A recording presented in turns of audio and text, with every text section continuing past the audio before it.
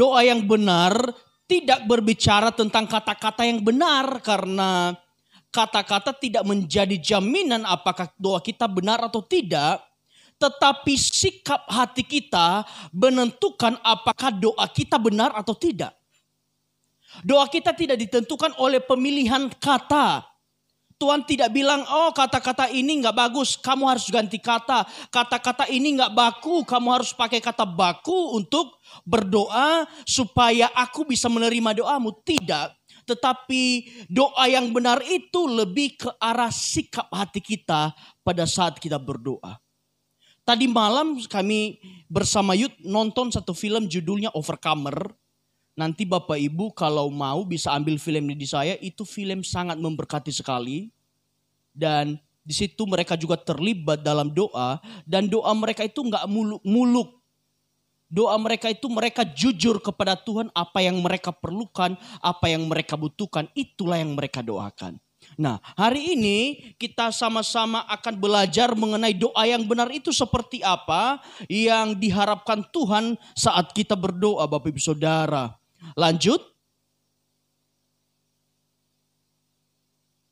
Nah, pertama, doa yang benar itu adalah doa orang benar. Kalau Bapak Ibu Saudara masih ingat, saya pernah berkata bahwa orang benar pasti doanya benar. Amin. Tetapi orang gak benar bisa jadi juga doanya gak benar juga. Oleh karena itu syarat doa yang benar di hadapan Tuhan adalah orangnya dulu yang benar. Makanya di Yakobus 5:16 kita baca sama-sama, dikatakan begini. Karena itu hendaklah kamu saling mengaku dosamu dan saling mendoakan supaya kamu sembuh. Doa orang yang benar bila didoakan dengan yakin besar kuasanya. Bapak Ibu Saudara, doa orang benar itu maksudnya adalah orang yang hidup dalam kebenaran, Bapak Ibu Saudara. Bukan orang yang hidup dalam pembenaran. Orang yang hidup dalam kebenaran, kita tahu bahwa kita orang Kristen, standar kebenaran kita adalah Alkitab. Bapak Ibu Saudara, kalau Anda berpikir bagaimana Anda harus hidup, maka Anda harus bisa baca firman Tuhan, mempelajari firman Tuhan, supaya Anda benar-benar tahu bagaimana Anda harus menjalani hidup ini. Standar kebenaran satu-satunya kita bukan novel, bukan apa kata orang, bahkan bukan apa kata pendeta, tetapi apa kata firman Tuhan. Bapak Saudara, kalau kita baca di Alkitab, jemaat mula-mula iman mereka bertumbuh pesat, jumlah mereka semakin hari ditambah-tambahkan karena satu hal yang mereka lakukan. Setiap hari mereka menyelidiki kebenaran firman. Jadi Bapak Ibu Saudara, kalau mau rohani kita bertumbuh, sebenarnya gak ada cara lain. Harus rajin baca Alkitab. Bahkan baca Alkitab bukan kita target Bapak Ibu Saudara. Hari ini harus 10 pasal, hari ini 20 pasal. Tetapi biarpun satu ayat engkau baca satu hari, tetapi firman itu berubah dari tulisan mati menjadi loh-loh di dalam hatimu, berubah menjadi daging. Karena pada saat kita membaca firman Tuhan, kita sedang melakukan transfer dari janji Allah menjadi daging, menjadi kenyataan dalam hidup kita. Kita sedang transfer janji-janji Allah yang ada di dalam firman Tuhan untuk kita hidupi dan terjadi di dalam kehidupan kita. Karena di dalam firman ini isinya tidak banyak. Isinya adalah janji-janji Allah. Cara kita hidup, bagaimana kita harus hidup dalam Tuhan. Nah, Bapak Ibu Saudara, dan juga orang benar itu selain dia hidup menurut apa yang difirmankan Tuhan, orang benar itu adalah orang yang bukan membenarkan diri, tetapi orang yang dibenarkan. Bapak Saudara, kalau saya tanya, kita ini gak ada orang benar. Semua pernah melakukan salah. Tetapi oleh darah Kristus kita dikatakan dibenarkan. Dari Orang yang salah dari orang yang penuh dosa, Tuhan tebus kita di kayu salib sehingga kita punya status apa? Bukan orang benar, tetapi orang yang dibenarkan, yang menjadikan kita orang benar di hadapan Tuhan. Orang yang membenarkan diri itu apa, Bapak Saudara? Dia mencari-cari sesuatu supaya dirinya dianggap benar. Bapak Ibu Saudara, terkadang ada orang berbuat salah, tetapi tidak ingin dinyatakan salah. Akhirnya dia cari pembenaran. Bahkan tidak sedikit orang mengatakan, orang mencari pembenaran diri di Alkitab. Contohnya, ada orang mau cerai. Bapak Ibu Saudara, di Alkitab dikatakan, tidak ada satupun yang dapat memisahkan apa yang dipersatukan Tuhan. Tetapi karena ngebet ingin bercerai, maka dia mulai mencari dalam Alkitab, kira-kira apa ya yang bisa mendukung saya untuk cerai. Kemudian dia ketemu ayat riang gembira karena dia dikatakan apa? Tidak bisa dipisahkan oleh manusia apa yang dipersatukan Allah. Apa yang dipersatukan Allah tidak dapat diceraikan manusia kecuali karena zina. Akhirnya dia punya ide, oh iya, kecuali karena zina saya bisa cerai. Dan akhirnya dia berkata, istri saya berzina atau suami saya berzina, makanya saya bercerai. Bapak Ibu Saudara, kita harus belajar arti kata zina. Di dalam Alkitab, ketika Yusuf menceraikan Maria, dikatakan Yusuf hendak diam-diam menceraikan Maria. Kira-kira Maria dan Yusuf sudah menikah atau tidak? Belum ya. Yusuf dan Maria itu baru sebatas tunangan. Jadi zaman dulu orang yang sudah tunangan walaupun belum menikah itu ikatannya sudah kuat. Dan perceraian yang diizinkan itu bukan sesudah menikah tetapi masih hubungan tunangan. Itulah dikatakan kecuali karena zina silakan bercerai. Kalau Anda masih pacaran mau tinggalkan silakan, gak masalah. Karena Anda belum membuat komitmen dan janji di hadapan Tuhan. Kalau Anda sudah selama ini yang muda-muda sudah panggil papi mami tapi belum menikah, gak apa-apa, tinggalkan aja, itu gak masalah. Kan heboh sekarang kan masih muda-muda manggilnya papi, mami, ayah, bunda, abi, umi. Sekali di ghosting nangis dia. Jadi Bapak Ibu Saudara, orang yang benar itu bukan orang yang membenarkan diri, tetapi orang yang dibenarkan menjadi orang benar di hadapan Tuhan. Amin. Syarat doa orang benar adalah satu, orangnya harus benar dulu. Dan kemudian orang benar itu juga adalah orang yang bukan hanya mendengar tetapi melakukan firman Allah. Bapak Ibu Saudara, saya percaya dari awal khotbah ini sampai akhir ada banyak firman Tuhan yang Bapak Ibu Saudara dengar. Seberapakah kita bisa melakukan firman Tuhan apa yang kita dengar itu? Karena percuma kalau kita dengar banyak firman Tuhan, tetapi tak satu pun yang kita lakukan. Masuk kuping kiri, keluar kuping kanan. Gak ada yang nyangkut. Nanti paling mungkin kalau pulang ditanya, tadi dapat apa firman Tuhan? Tadi sih cuma ingat kata cerai. Setelah itu ngapain kalau cerai? Ya kurang tahu juga, yang penting harus cerai. Karena apa? Masuk kuping kiri, keluar kuping kanan. Tapi puji Tuhan jemaat kita gak ada yang begitu. 100% dengan firman Tuhan minimal 90% tersimpan. Amin. Haleluya. Jemaat-jemaat yang setia, jemaat yang semangat, jemaat yang mengasihi Tuhan. Pasti simpan banyak-banyak firman Tuhan untuk menjadi pegangan hidup. Nah Bapak Ibu Saudara, kemudian orang benar itu bukan orang yang tidak pernah salah. Orang benar itu bukan orang yang tidak pernah berdosa. Tetapi yang disebut orang yang dibenarkan itu adalah orang yang pernah salah, orang pernah berbuat dosa, tetapi menyadari dosanya dan bertobat, Bapak Ibu Saudara. Orang benar itu bukan berarti gak pernah berbuat kesalahan, tetapi orang yang mau dan memiliki kerendahan hati ketika dia ditegur dan dia mau bertobat, tidak tersinggung.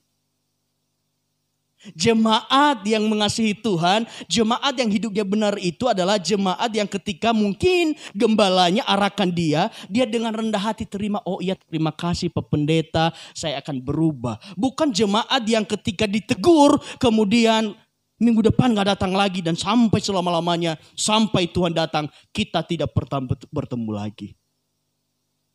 Karena orang benar itu bukan orang gak pernah salah. Bapak Ibu Saudara bisa cross check diri Bapak Ibu Saudara. Pasti pernah melakukan salah, saya pun pernah melakukan salah.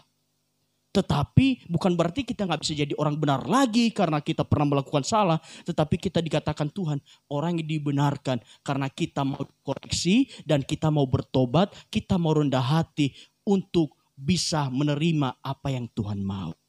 Amin. Nah kemudian Bapak Ibu Saudara, yaitu orang benar itu adalah orang yang tidak mudah tersinggung. Bapak Ibu Saudara, kenapa sih orang mudah tersinggung? Karena terlalu banyak kesalahan yang disimpan. Ingat baik-baik, orang mudah tersinggung karena terlalu banyak kesalahan kebohongan yang disimpan. Sehingga disentil sedikit langsung berdarah-darah. Tetapi kalau Bapak Ibu Saudara tidak ada kebohongan, tidak ada kepura-puraan yang disimpan, tidak ada kesalahan yang disimpan, biar digoncang-goncang juga gak akan tersinggung.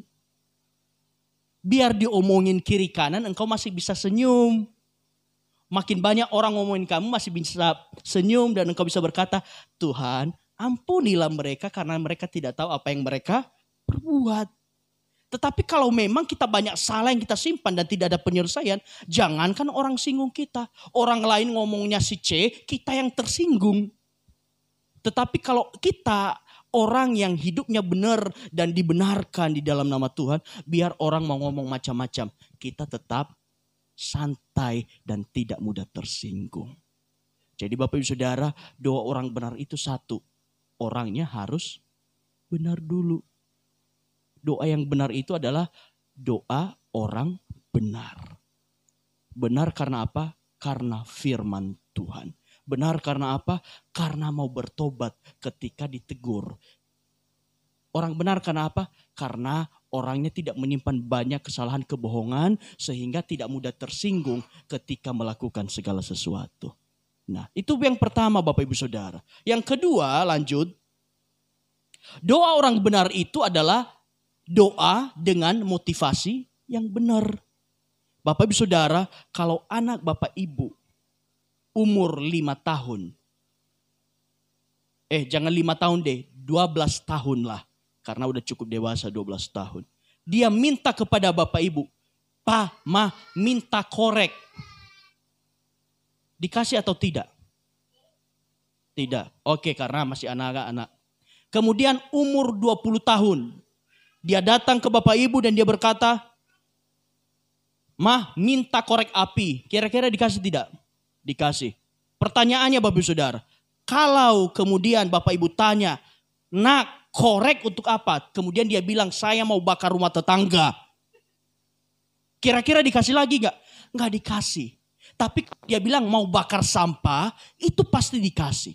Nah begitu juga Bapak Ibu, doa permintaan kita kepada Tuhan menjadi benar tergantung apa motivasi kita minta kepada Tuhan.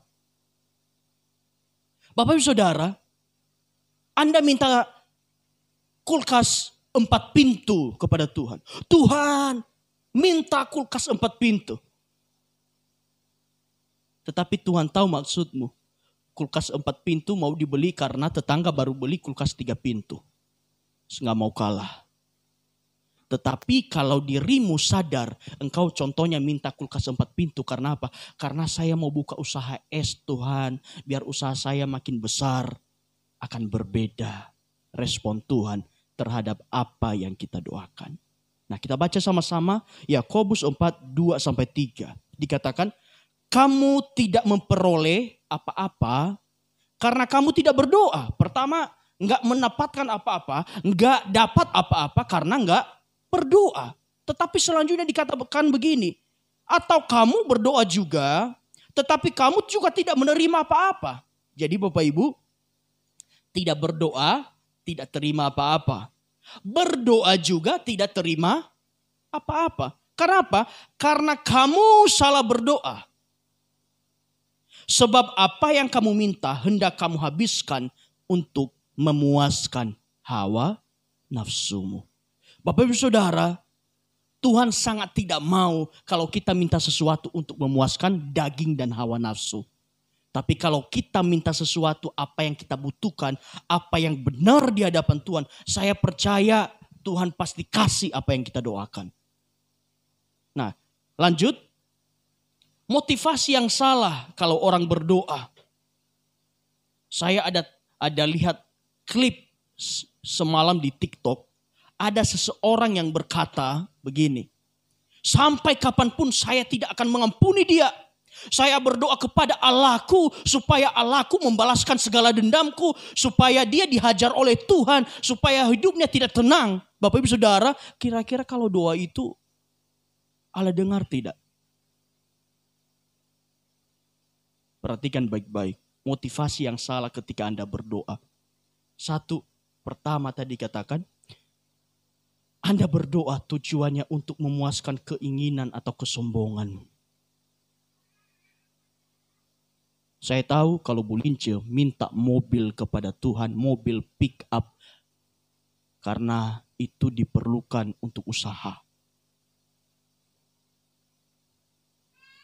Tetapi kalau Bu Lince mintanya pesawat, Tuhan bilang, angkut barang rongsokan kan rugi pakai pesawat. Berat lagi bawa besi, kok bawa pesawat? Gak mampu ngisinya juga. Tuhan bilang, aduh, enggak deh. Kalau minta pick up saya kasih. Jadi Bapak Ibu Saudara, pertama, hidup kita di hadapan Tuhan, hidup orang benar itu bukan sombong-sombongan. Karena dikatakan firman Tuhan, Allah menentang orang congkak. Congkak itu adalah sombong. Jadi kalau kita sudah mulai sombong, maka Tuhan menjadi lawan kita. Karena Allah menentang orang congkak. Karena sejatinya sifat iblis itu adalah sombong. Sedangkan Tuhan itu rendah hati dan penuh kasih. Makanya kan itu Mandra bilang sombong amat. Bapak Ibu Saudara, jangan kita menjadi orang yang sombong amat. Tapi kita harus jadi orang yang rendah hati. Karena Tuhan mengasihani orang rendah hati. Ketika Bapak Ibu Saudara mulai punya sifat kesombongan. Karena hidupmu mungkin mulai berubah, mulai naik, mulai bagus. Hati-hati. Itu adalah awal kehancuranmu. Karena yang menjadi lawanmu adalah Tuhan. Jadi jangan minta sesuatu yang untuk keinginan daging atau untuk sombong-sombongan. Kedua, berdoa untuk maksud jahat atau merugikan orang lain. Bapak Saudara, ada juga yang berdoa, Tuhan bangkrutkan usaha sebelah saya biar punya saya saja yang maju. Tuhan hajar adik saya, Tuhan hajar kakak saya. Bapak Ibu Saudara, dikatakan di firman Tuhan pembalasan adalah hakku milik Tuhan. Kita nggak usah minta karena ada porsinya masing-masing. Jangan sampai kita berdoa untuk maksud yang jahat. Karena logikanya begini, maksud baik aja belum tentu dapat. Kalau maksud jahat sangat-sangat tidak akan dapat. Jadi Bapak Ibu Saudara, jangan berdoa untuk yang sifatnya jahat. Jangan berdoa meminta kematian orang lain. Jangan meminta berdoa untuk kecelakaan orang lain. Karena saya yakinkan Bapak Ibu Saudara, itu tidak akan terjadi. Saya mau kesaksian kepada Bapak Ibu ya. Ketika saya sakit kemarin, ada selentingan saya dengar ada yang sedikit bersukacita di atas apa yang saya alami. Saya itu tidak tersinggung sama sekali. Saya malah sukacita, nggak apa-apa. mereka makin banyak berdoa atau berkata-kata tentang yang buruk tentang saya, itu akan membuat saya semakin sehat di hadapan Tuhan. Jadi Bapak Ibu Saudara, ketika ada orang yang mengata-ngatai Bapak Ibu Saudara, ketika ada orang yang berdoa yang buruk-buruk tentang Bapak Ibu Saudara, nggak usah khawatir. Karena Tuhan yang jadi pembelamu. Justru ketika orang mendoakan yang jelek tentang dirimu, Tuhan bisa ubah keadaan itu dari buruk menjadi baik. Makanya Yusuf berkata, manusia berkata-katakan untuk kecelakaan, tetapi Tuhan berkata-katakan untuk kebaikan. Manusia boleh doakan kamu yang buruk-buruk. Manusia boleh berkata kamu yang buruk-buruk. Tetapi tugasmu lakukan yang terbaik, maka Tuhan akan mengubah kutuk menjadi berkat. Amin. Nah Bapak Ibu Saudara, kemudian motivasi yang salah juga ketika Anda berdoa ingin balas dendam. Ada orang yang berdoa kepada Tuhan karena mau balas dendam. Tuhan, aku sudah tidak tahan. Aku sudah begitu disakiti. Kalau Tuhan sampai nggak bertindak, saya yang bertindak.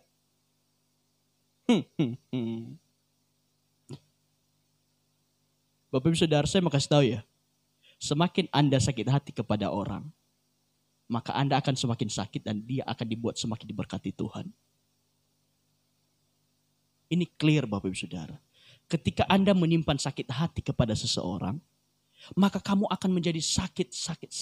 Dan kamu akan melihat dia hidupnya makin baik-baik saja. Jadi menyimpan sakit hati bukan hal yang baik. Karena sakit hati yang engkau simpan lama-lama akan membunuh engkau. Dan di depan matamu engkau akan melihat orang yang engkau doakan buruk-buruk, orang yang engkau kutuk kok semakin diberkati Tuhan. Karena saya percaya orang yang benar tidak akan menyimpan kepahitan di dalam hidupnya. Amin. Nah, motivasi yang benar apa Bapak Ibu Saudara? Kalau kita sudah lihat motivasi yang salah, maka motivasi yang benar kurang lebih begini. Meminta apa yang dibutuhkan. Minggu lalu saya sudah katakan di doa Bapa kami, berikanlah kami makan hari ini yang secukupnya. Apa yang kau perlukan, itu yang mau Tuhan jawab Bapak Ibu Saudara. Jangan sampai di rumah nggak ada beras, tapi yang kau minta HP. Nah, kalau HP-nya ada, berasnya gimana? Apa yang kau butuhkan, itulah yang harus engkau doakan kepada Tuhan. Bukan apa yang sedang engkau inginkan, Bapak Ibu Saudara. Kalau Pak Aris truknya rusak, ya berdoanya ya pasti sekitaran ondel-ondel truknya. Nggak mungkin berdoa yang lain-lain. Karena itu yang diperlukan saat itu. Dan kemudian kalau kita meminta apa yang kita butuhkan, juga berdoa untuk keperluan orang lain. Bapak Ibu Saudara, di dalam doa itu kita nggak boleh egois. Kita nggak boleh hanya berdoa dari A sampai Z, saya. Tetapi Bapak Ibu Saudara, mungkin ketika Anda mulai berdoa, Anda sebutkan dia, baru saya. Saya mau kasih tahu kepada Bapak Ibu, kalau saya berdoa, saya nggak doa apa yang saya perlukan dulu. Tapi yang paling utama saya doakan jemaat supaya disertai Tuhan. Saya berdoa untuk orang lain. Karena saya tahu apa yang saya perlukan, Tuhan cukupkan. Walaupun saya tidak doakan atau terlupakan, tetapi Tuhan bisa pakai saya untuk mengingat orang lain berdoa apa yang diperlukan. Jadi doa itu gak melulu saya, tetapi juga harus ada dia. Kenapa? Doa itu adalah cara memberkati orang dengan mudah, murah. Mungkin Anda gak punya uang untuk dibagi-bagikan Bapak Ibu Saudara. Tetapi dengan doa Anda itu akan memberkati hidupnya secara tidak terlihat. Ketika Anda berdoa, sangat mudah dimanapun Anda bisa berdoa. Dan kedua, gratis. Karena berdoa gak bayar. Siapa tahu Tuhan bisa pakai Anda untuk mendoakan seseorang dan Tuhan bisa menjawab Anda untuk mengabulkan sesuatu yang diperlukan orang lain. Amin. Ketiga, berdoa untuk kemuliaan Tuhan. Bapak Ibu Saudara, Motivasi yang benar adalah ketika kita minta segala sesuatu, tujuannya satu, untuk memuliakan Tuhan.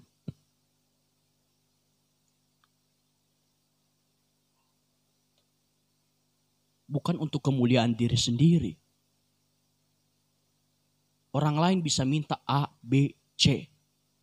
Tetapi motivasinya apa sih?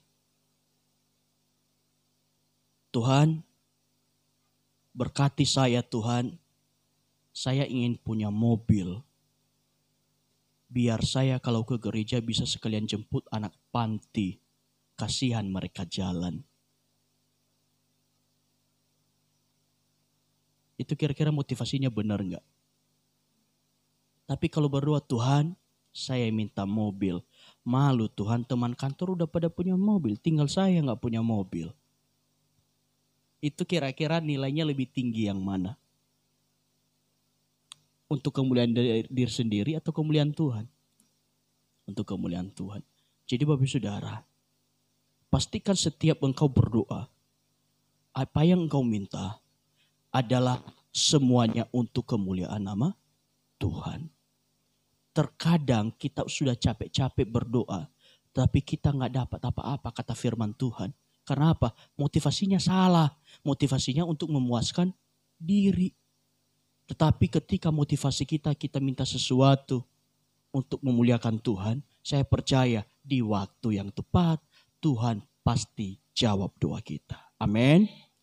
Ketiga, Bapak Ibu Saudara, doa orang benar itu ketiga, doa meminta apa yang menjadi kebutuhan. Dikatakan di Matius 6:11 begini, berikanlah kami pada hari ini makanan kami yang secukupnya. Tidak dikatakan di sini makanan kami yang berkelimpahan, tetapi dikatakan makanan kami yang secukupnya. Doa ini bukan diajari siapa-siapa, tetapi langsung Tuhan Yesus ajarin. Nah, Bapak Ibu Saudara, apa yang engkau perlukan? Saya percaya setiap kita di tempat ini kebutuhannya berbeda-beda.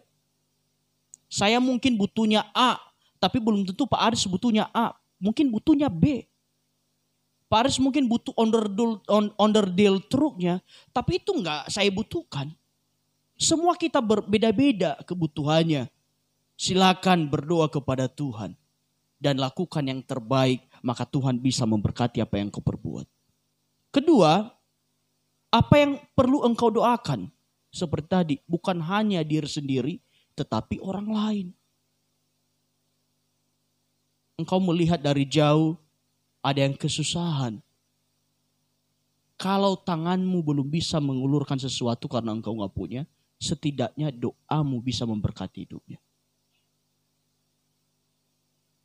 Dan sesuai yang engkau perlukan, dikatakan, berikanlah kepada kami makanan kami hari ini yang secukupnya. Bapak Ibu Saudara, kalau Bapak Ibu baca bangsa Israel, ketika mereka di padang pasir, maka Tuhan menurunkan mana sorgawi.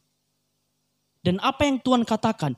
Engkau harus mengambil yang cukup untuk keperluanmu sehari. Besok akan ada lagi. Di firman Tuhan juga dikatakan, apa yang menjadi kesusahan hari ini, biarlah hari ini, esok hari punya kesusahannya sendiri. Dan ketika Tuhan berkata kepada bangsa Israel, ambil yang secukupnya. Tetapi ada yang nakal, ngambil lebih banyak. Dia ambil lebih banyak setelah makan dan kemudian esok hari dia melihat mana sorgawi sudah berubah jadi ulat. Sudah berubah bentuk, gak bisa dimakan. Saya mau katakan kepada Bapak Ibu, pemeliharaan Tuhan itu dan penyertaan Tuhan itu nyata bagi kita anak-anaknya. Kalau Tuhan sudah bilang, saya menyertai kamu hari ini, besok juga saya akan sertai, lusa juga akan saya sertai, maka kita harus imani itu. Makanya tadi saya katakan, ketika kita belajar firman, firman ini ada di alam roh, Bapak Ibu Saudara. Karena ini hidup. Memang kalau kita lihat ini tulisan mati, Tetapi tulisan-tulisan ini dihidupkan oleh roh dan berada di alam roh. Nah, ketika kita baca firman Tuhan, itu adalah tindakan kita memindahkan alam roh, janji-janji yang ada di alam roh menjadi ketransfer dalam hidup kita. Jadi, kalau mau semakin banyak janji Tuhan digenapi dalam hidup kita, harus banyak menikmati firman Tuhan dengan memindahkannya dari alam roh menjadi alam nyata, alam daging di dalam kehidupan kita. Saya sungguh percaya Bapak Ibu Saudara, orang yang hidupnya hari dekat dengan firman Tuhan, hidupnya pasti diberkati. Orang yang setiap hari senantiasa taat kepada Tuhan, dikatakan apa Bapak Ibu Saudara, orang yang takut Tuhan, anak cucunya tidak akan meminta-minta. Karena apa? Karena penyertaan Tuhan nyata sempurna dalam hidup mereka. Ada cara Tuhan Bapak Ibu Saudara memelihara hidup kita. Ketika Elia dia mengasingkan diri, tidak ada hujan, tidak ada hujan. Dia nggak tahu harus makan apa. Tuhan kirim burung gagak, kirim daging Bapak Ibu Saudara. Sesuatu yang mustahil. Kalau kita pikirkan gagak perlu makan juga, nggak perlu dia bawa ke situ. Tapi Tuhan bisa ubah burung gagak untuk mengirim daging kepada Elia. Saya juga percaya Bapak Ibu Saudara, kalau Anda taat, kalau Anda sungguh-sungguh melakukan firman Tuhan, ada burung-burung gagak yang dibawa hingga ke rumah Bapak Ibu Saudara. Bukan burung gagak beneran, tetapi ada cara Tuhan untuk mengirim berkat di dalam hidup Bapak Ibu Saudara. Amin. Nah, itu yang ketiga, kita meminta apa yang menjadi kebutuhan kita. Dan keempat Bapak Ibu Saudara, lanjut. Doa yang benar itu adalah doa yang tidak bimbang. Saya pernah berkata doa itu bukan main judi. Kalau dapat syukur, kalau nggak dapat ya mau bagaimana lagi. Doa yang benar versus iman yang benar versus iman yang besar. Iman yang besar mungkin bisa memindahkan gunung. Tetapi iman yang benar adalah iman yang tetap percaya kepada Tuhan sekalipun gunung yang engkau doakan tidak pindah. Iman yang benar adalah ketika engkau berdoa minta kesembuhan dan engkau sampai sekarang belum sembuh, tetapi engkau tetap percaya kepada Tuhan. Itulah iman yang benar. Karena engkau yakin apapun yang Tuhan buat, Tuhan izinkan terjadi dalam hidupmu. Itu adalah yang terbaik di pemandangan Tuhan. Amin. Nah, Yakobus 1:6-8 dikatakan begini. Hendaklah ia memintanya dengan iman dan sama sekali jangan bimbang, sebab orang yang bimbang sama dengan gelombang laut yang diombang-ambingkan kian kemari oleh angin. Orang yang demikian janganlah mengira bahwa ia akan menerima sesuatu dari Tuhan, sebab orang yang mendua hati tidak akan tenang dalam hidupnya. Bapak Ibu Saudara, orang yang mendua hati Bapak Ibu Saudara, engkau sudah percaya Tuhan dan engkau masih suka percaya hal-hal yang lain, berhala yang lain. Bukan hanya soal kepercayaan kepada Tuhan. Suami atau istri juga yang mulai mendua hati pasti juga gak tenang. HP mulai di password, gak boleh sembarangan buka, gak tenang. Tiba-tiba aduh HP ku tinggal. Jangan-jangan nanti rahasiaku diketahui. Begitu juga kalau di pekerjaan, kalau kita sudah mulai menyeleweng terhadap bos dan bos kita dan bos orang lain, pasti juga kita nggak tenang. Ketahuan nggak ya? Itulah yang dikatakan firman Tuhan. Orang yang mendua hati tidak akan tenang hidupnya, karena akan penuh ketakutan, penuh kecurigaan, dan bisa jadi penuh penyesalan sebenarnya. Bapak Ibu Saudara, doa orang tidak bimbang itu begini. Doa yang disertai iman kepada Allah bahwa pasti doa saya dijawab. Meskipun hasilnya tidak seperti apa yang saya doakan. Tapi saya percaya Tuhan jauh lebih tahu yang terbaik untuk saya. Jadi lurus ketika kita berdoa. Kita percaya bahwa Hanya Tuhan Yesus yang bisa jawab doa kita. Dan kita mengenal pribadi Allah kita siapa. Dan kedua, iman itu nggak dipengaruhi oleh jawaban. Bapak Ibu Saudara, celakanya kalau orang Kristen imannya dipengaruhi oleh jawaban doanya. Kalau dia berdoa, Tuhan berikan aku makan dan dikasih makan mungkin oleh Tuhan, maka dia pergi ke gereja, oh Tuhan Yesus baik. Dan ketika dia sakit dan dia berdoa dan mungkin belum sembuh, dia mulai malas ke gereja dan dia berkata Tuhan itu jahat. Iman itu tidak dipengaruhi oleh jawaban doa kita. Itu iman yang benar. Engkau tetap berjalan di dalam jalannya Tuhan, sekalipun apa yang engkau doakan belum engkau lihat. Itulah iman.